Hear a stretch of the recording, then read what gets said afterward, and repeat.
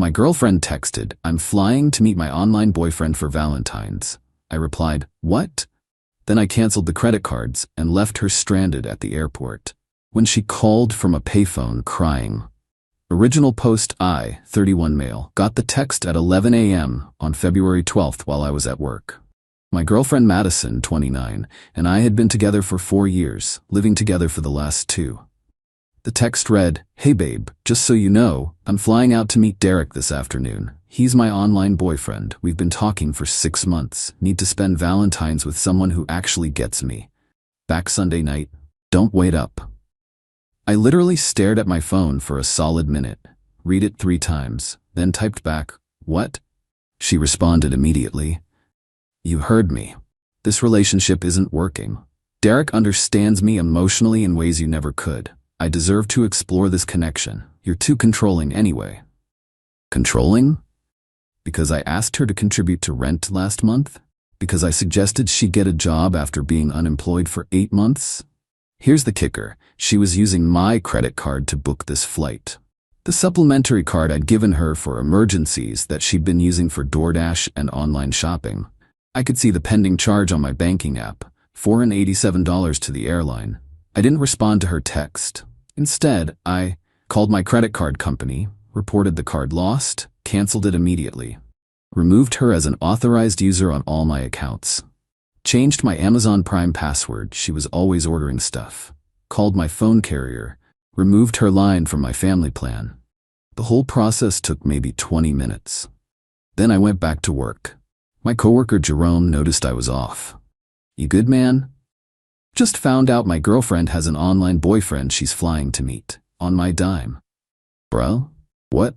"Yeah, apparently I'm too controlling because I want her to pay half the rent." 2 hours later, my phone rang. Unknown number. "Hello? What did you do?" Madison's voice, near hysteric. "Madison, where are you calling from?" "A payphone at the airport. My card got declined. They wouldn't let me board. The Uber app says my payment method is invalid." "What did you do?" "I canceled the cards. You said you're going to meet your boyfriend. Why would I pay for that?" "Because I don't have any money. You know that." "Then maybe you shouldn't have planned a trip to meet another man." Derek isn't just another man. We have a deep emotional connection, something you'd never understand because you only care about money and bills and stupid adult stuff. I actually laughed. Stupid adult stuff? Like keeping a roof over your head? This is abusive. You're financially abusing me. I'm stuck here. Call Derek. I'm sure he'll help his girlfriend out. He can't. He's between jobs right now. Of course he was. Call your mom then, or your sister. Not my problem anymore. You can't just abandon me at the airport. You literally just texted me that you're flying to spend Valentine's with another man. You abandoned this relationship. I'm just making it official. She started crying. "Please, just let me come home and we can talk about this." "Home? You mean my apartment that you don't contribute to?" "Our apartment. Check the lease. It's just my name, has been since day one." "I can't believe you're doing this to me. After everything." "After everything? You mean after I supported you for 8 months? After I paid for everything while you found yourself? After you secretly got an online boyfriend?" "It's not secret. I just told you." 6 months, Madison. You said you've been talking for 6 months. That's half a year of lying. It wasn't lying. It was exploring my options. I hung up. Update 1, later that night. She got home around 8 p.m. Her sister Brittany drove her, and boy was Brittany pissed. At me, somehow. I'd already changed the locks. My landlord's actually cool and did it as an emergency favor when I explained the situation. Watching them try the key through my Ring doorbell was something. Bang, bang, bang on the door. "Open this door right now." That was Brittany. I opened it, but kept the chain on. "Hey Brittany. Don't you hate me?" What kind of man leaves a woman stranded at the airport? The kind whose girlfriend was flying to meet another man, on his credit card. Madison pushed forward. "Baby, please, let me explain. Derek means nothing. You literally said he's your boyfriend. Online boyfriend, it's different. It's like emotional support." "That's called cheating, Madison." Brittany jumped in. "She made a mistake. Everyone makes mistakes. You're seriously going to throw away 4 years over this?" "She threw it away when she started her online affair. I'm just taking out the trash." Madison gasped. "I am not trash. No, but your behavior is. This is illegal. Brittany pulled out her phone. You can't just lock her out. She lives here. She's not on the lease. Never was. She's a guest who's no longer welcome. She's a tenant. She has rights. She doesn't pay rent. Never has. That makes her a guest in this state. Look it up. I'd actually researched this while waiting for them to show up. Knew my rights. Madison started ugly crying. Where am I supposed to go? Brittany's? Your mom's? Derek's? Derek lives with his mom in another state. Shocking. Can I at least get my things? I'd already packed her stuff. 5 boxes, 2 suitcases, all sitting in the hallway. Already handled. I pointed to the pile. You went through my things? I packed them. Carefully. Everything's there. Brittany examined the boxes suspiciously. Where's her jewelry? The jewelry I bought her? That's mine. You gave it to her. As gifts when we were together. We're not together anymore. Madison wailed. You're keeping my grandmother's ring. You mean the ring your grandmother is still wearing? Because she's still alive? Nice try, though. Brittany hefted a box. This is emotional abuse. Financial abuse. You're a monster. I'm a monster who's no longer paying for your sister's lifestyle. Tragic. As they loaded the car, Madison turned back one more time. Derek would never treat me like this. Great. Go be with Derek then. Oh wait, you can't, because neither of you can afford a plane ticket. I hate you. Cool. Please hate me from somewhere else. Update 2. 3 days later. Valentine's Day. I'm at work when my phone starts blowing up. Madison's posted on social media. When you find out your ex is a narcissistic abuser who abandoned you at the airport and made you homeless on Valentine's Day. Some men can't handle strong, independent women who have emotional needs. Share if you've been financially abused. The comments were interesting. Half her friends were supportive. The other half were asking questions like, wait, why were you at the airport? And didn't you have an online boyfriend? Then Madison's mom, Darlene, called me. We'd always gotten along okay. Danny, what's this? I'm hearing about you making Madison homeless? Hi, Darlene. Did she tell you about Derek? Who's Derek? Her online boyfriend of 6 months, the one she was flying to spend Valentine's with on my credit card. Long pause. She said, what now? I forwarded her the original text. The line went quiet for so long I thought she'd hung up. That little, and she told me you were cheating. Nope, just paying all her bills while she sexted some unemployed dude online. He's unemployed too? Apparently. Jesus Christ, I raised an idiot.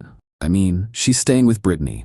Brittany's already complaining. Madison won't get a job, won't help around the house, just sits on her phone talking to this Derek character. Sounds about right. Danny, I'm sorry. I really am. We liked you. Thanks, Darlene. She's trying to get her daddy to pay for a plane ticket. He said no. I said hell no. Small victories. That afternoon, got a text from an unknown number. Hi, this is Derek. Madison gave me your number. I think we should talk about this situation. I screenshot it and sent it to my group chat.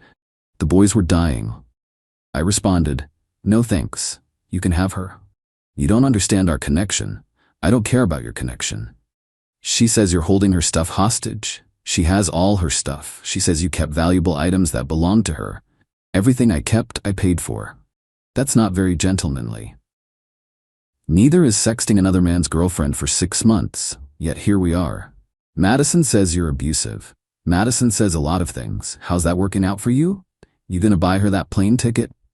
No response. Guess Derek's mom said no too. Update 3. 1 week later. The extinction burst, as they call it, came exactly 1 week after the airport incident. First, Madison tried to break into the apartment at 2 a.m. She still had her key fob for the building entrance, but not the apartment key.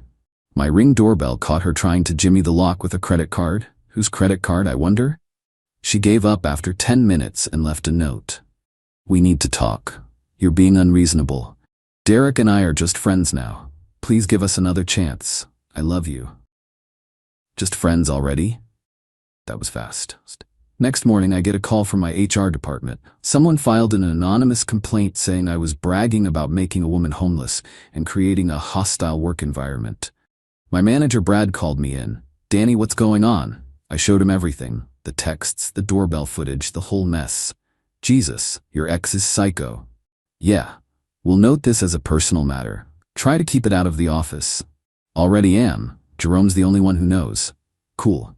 Sorry you're dealing with this, man. Then came the desperate measures.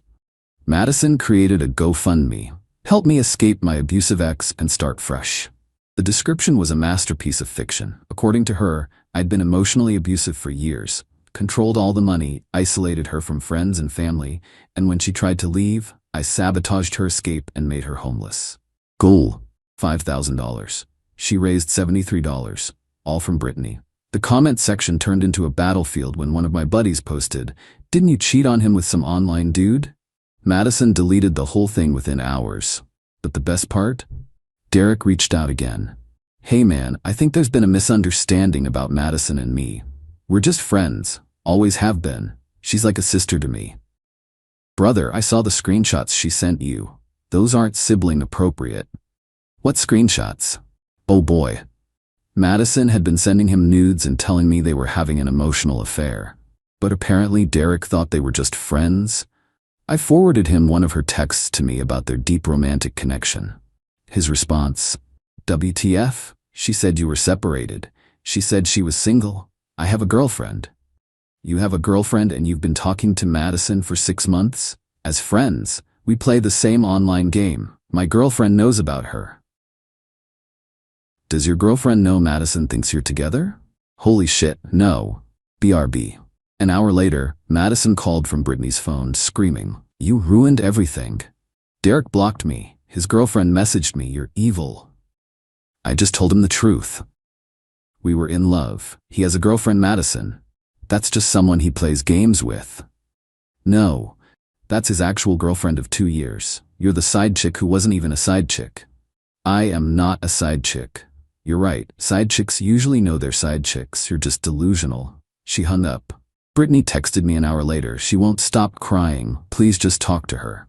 "No, she's driving me insane. She's your sister. I'm kicking her out tomorrow if you don't take her back." Good luck with that. Update 4. 2 weeks later, the fallout was swift and brutal. Brittany did kick Madison out, but not before Madison borrowed Brittany's credit card for a shopping spree, told Brittany's boyfriend that Brittany was cheating, she wasn't, broke Brittany's laptop accidentally. Madison moved back with her parents. That lasted exactly 3 days before her dad gave her an ultimatum: get a job or get out. She chose option 3, try to crawl back to me. The text started nice: "Hey, can we talk? I miss you, I made a mistake." Then escalated: "You owe me after everything I did for you. I decorated your apartment, I was there for you."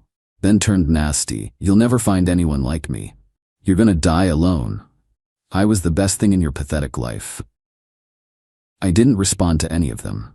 But I did screenshot everything for the restraining order I was considering.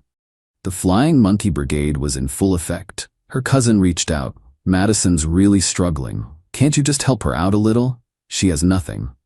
She has what she's always had, nothing she's earned herself." That's cold. That's accurate. Her aunt tried: "You lived together for 2 years. Doesn't that mean anything?" "It means I supported a leech for 2 years too long." She's not a leech.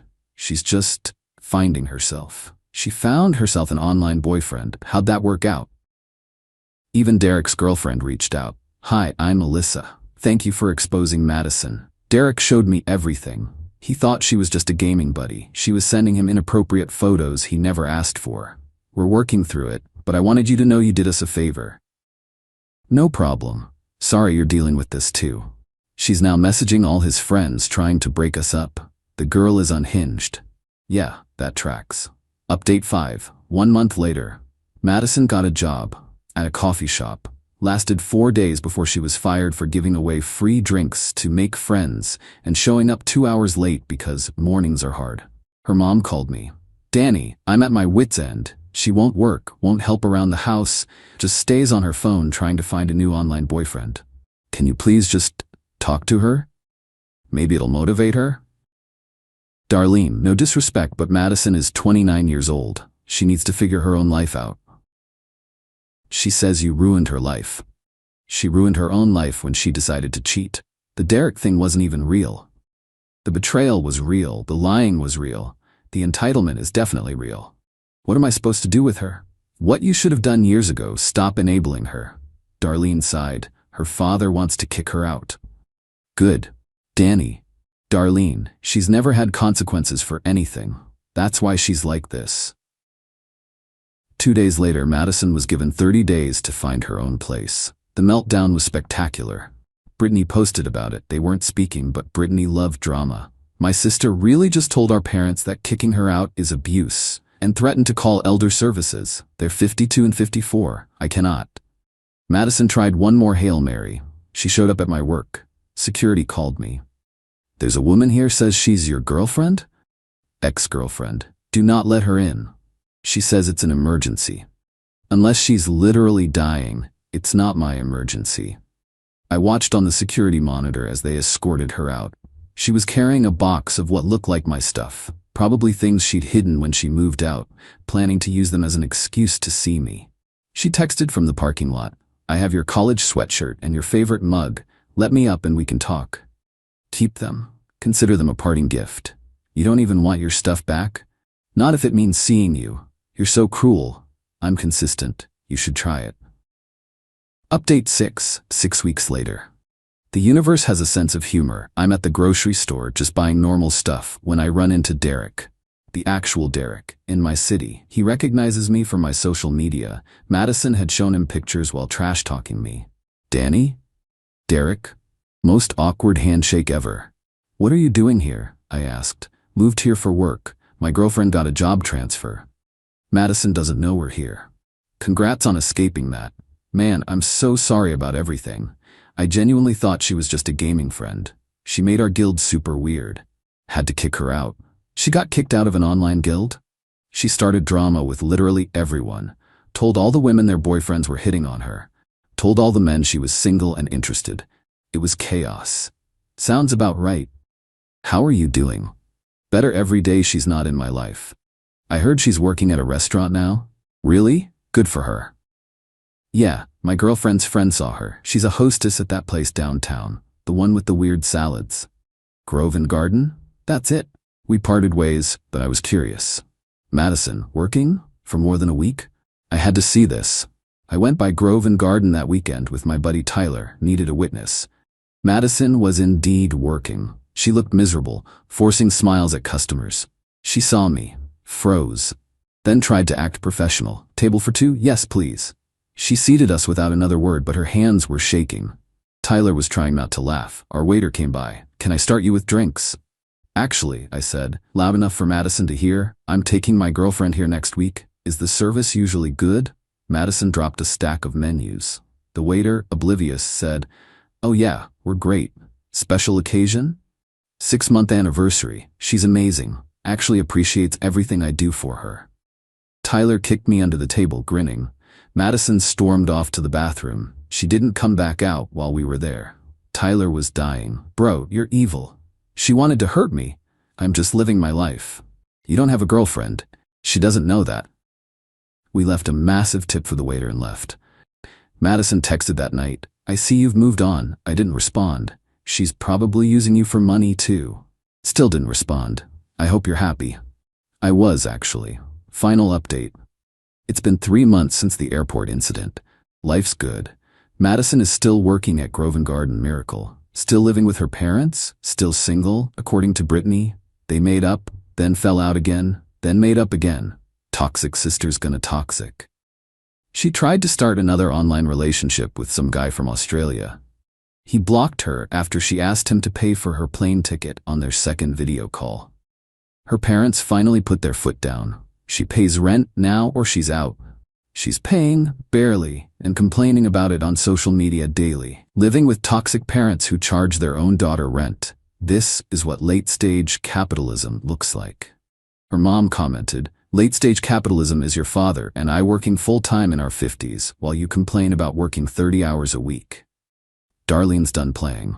As for me, I'm good. Got a promotion at work. Turns out not having someone draining your emotional and financial resources does wonders for your career. Apartments cleaner. Bank accounts healthier. Mental health's definitely better.